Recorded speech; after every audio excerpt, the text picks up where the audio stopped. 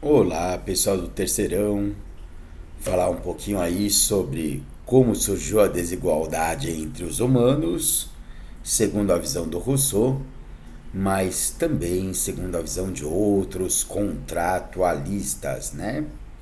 Contratualistas são os filósofos que estudam a relação entre os governantes e os cidadãos e como se estabelece o contrato entre eles, entre os cidadãos entre si, entre os cidadãos e os seus governantes, e que direitos são cedidos entre uns e outros, né? Bom, Rousseau tem uma proposta. Ele diz que provavelmente o ser humano em contato com a natureza individualmente tinha uma vida aonde a natureza lhe ensinava, aonde o bom selvagem não teria por que ele vivia num estado puro, num estado de graça, num estado onde tudo lhe era permitido. A contracapa do seu livro, inclusive, mostra o bom selvagem ensinando a civilização o que seria o contato com a natureza, ao contrário do que a gente está acostumado, né? Naquela visão eurocêntrica dos europeus ensinando para a barbárie o que é a civilização. Tim Maia também tinha, né, a sua versão. Que beleza é a natureza. Mas não vem ao caso agora. E vamos continuar mais um pouquinho. Mas Rousseau dizia que o ser humano é forte e robusto por natureza, vide Esparta, né? E que essa robustez, essa força é natural do ser humano e isso o faria pronto para enfrentar todas as intempéries da vida. Não sabemos se é bem assim, conforme a gente vai analisando, a gente vê que o ser humano, comparado com outros seres vivos, não é dos mais fortes assim.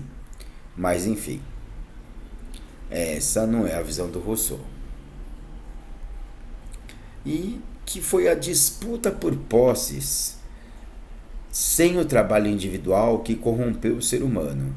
Quando o ser humano passou a ter a propriedade, e um disputou a propriedade junto com outro ser humano, que ele deixou de ver individualmente, isso passou a corromper o ser humano, como aí no desenho do Pica-Pau.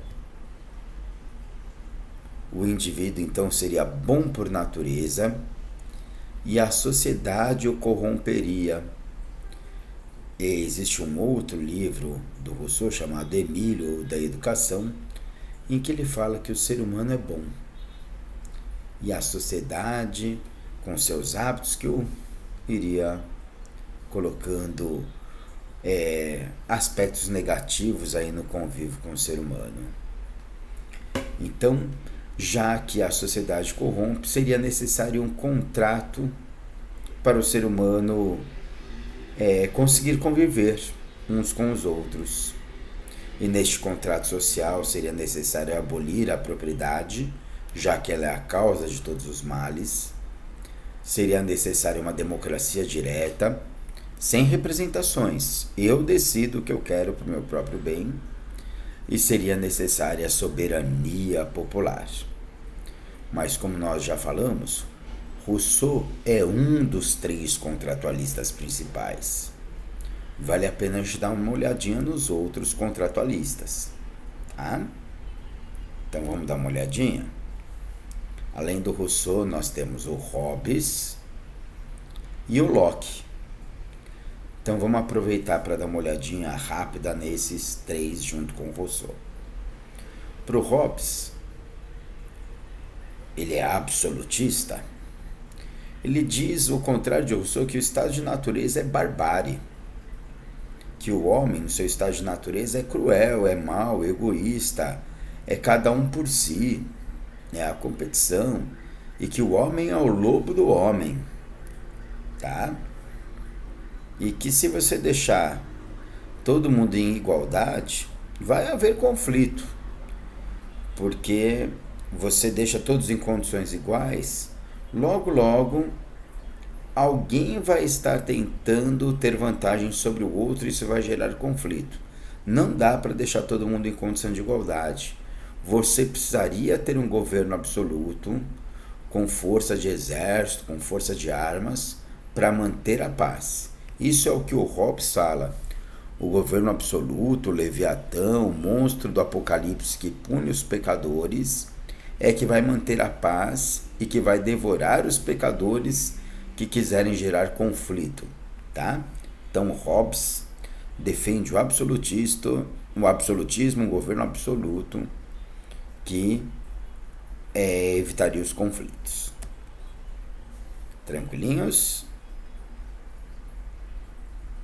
Já Locke, ele fala o seguinte, olha, todo ser humano tem direitos naturais. Os direitos humanos à vida, à liberdade, à propriedade. O Estado, ele tem que garantir esses direitos. E cada vez que um governante não garante esses direitos, o povo pode dar uma de Locke e derrubar este governante. O governante ele tem que dar esses direitos para a população. Quando o governante não garantiu esses direitos, a população pode e deve derrubar este governante. Tá? Então, para Locke, o povo deve ter autonomia e liberdade. Para Hobbes, o povo deve obedecer ao governante. Então, Locke, autonomia e liberdade. Hobbes, obediência. E para Rousseau? Para Rousseau, que a gente já tinha visto, o homem é bom por natureza e a sociedade que o corrompe. E por que a sociedade corrompe? Desde que surgiu a propriedade privada, um tenta ter mais do que o outro e isso levaria à corrupção. Essa tabela é importante. O Hobbes tem a base metodológica absolutista, o Locke tem a base liberal e o Rousseau tem a base democrata. Para o Hobbes, o homem é mau e egoísta, o homem é o lobo do homem. Para o Locke, o homem é bom, só faz a guerra para proteger a propriedade privada. E para Rousseau, o homem é bom, mas é corrompido pela propriedade privada, que acaba gerando guerras. Tá? Muito bem. Eu acho que com este quadro geral, você consegue imaginar quais são os principais contratualistas e ver as diferenças entre eles. Até a próxima, pessoal!